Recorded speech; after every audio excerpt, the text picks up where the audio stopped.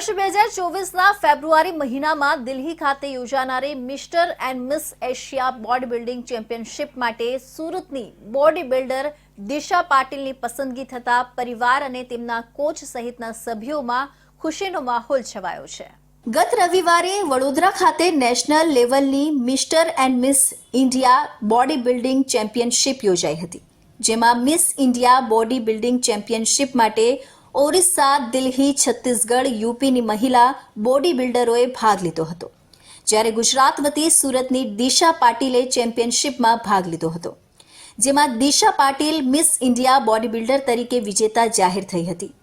તેમને રોકડા રૂપિયા 21,000નો પુરસ્કાર આપવા સાથે ટ્રોફી, મેડલ અને સર્ટિફિકેટ પણ અપાયા હતા। આ અંગે દિશા પાટીલે જણાવ્યું હતું કે પોતે મહારાષ્ટ્રના ધુલિયા જિલ્લાના નવલનગરની વતની છે અને હાલ પરિવાર સાથે સુરતમાં રહે છે। તેમના પિતા વિજયભાઈ પાટીલ પેટ્રોલ પંપ પર મેનેજર તરીકે જોબ કરે છે। પોતે ગ્રેજ્યુએશન સુધીનો અભ્યાસ સુરતની કોલેજમાં કર્યો છે। આર્મીમાં રસ હોવાથી કોલેજ કાળ દરમિયાન એનસીસી જોઈન કરી આરડીસીનો મહત્વપૂર્ણ કેમ્પ કર્યો હતો।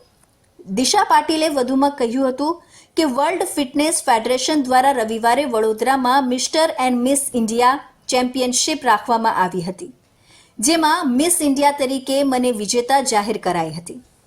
દિશા પાટીલ હવે આવનારા વર્ષ 2024ના ફેબ્રુઆરી મહિનામાં દિલ્હીમાં યોજાનારી mister and miss Asia body building championship માટે પસંદગી કરાઈ હોવાની જાહેરાત કરાઈ હતી। આ સફળતા પાછળ દિશા પોતાના ગુરુ સમાન કોચ રાકેશ પ્રસાદ અને ગૌતમ પ્રસાદની પણ ખૂબ મહેનત હોવાનું માને છે। मैं अभी हाल ही में मतलब संडे के दिन 24 तारीख को नेशनल लेवल की चैंपियनशिप हुई थी बॉडी बिल्डिंग की, इंडिया की, जो वडोदरा में हुई थी, जहाँ पे अलग अलग स्टेट्स की महिलाएं आई थी। जैसे मैं गुजरात की तरफ से गई थी, वैसे उड़ीसा से, चंडीगढ़ से, हिमाचल प्रदेश से और केरला से, ऐसे अलग अलग स्टेट से लड़की आई। हाँ, एक्चुअली मैं जिम ज्वाइन की थी सिर्फ और सिर्फ फिटनेस के लिए, हेल्थ के लिए मैंने ये जिम ज्वाइन की थी। बट यहाँ पे मेरे जो कोच है राकेश सर है, गौतम सर है, वो लोग भी बॉडी बिल्डिंग खेलते थे, तो मैं उनसे इंस्पायर हुई और मैंने सोचा कि मैं भी इसमें करियर बनाना चाहती हूँ। सो मैंने फिर सर से ट्रेनिंग लेके यहाँ तक पहुंचा। एक्चुअली इसमें महिलाओं को अभी तक भी इतना ज़्यादा प्रोत्साहन नहीं है जितना लड़कों को है।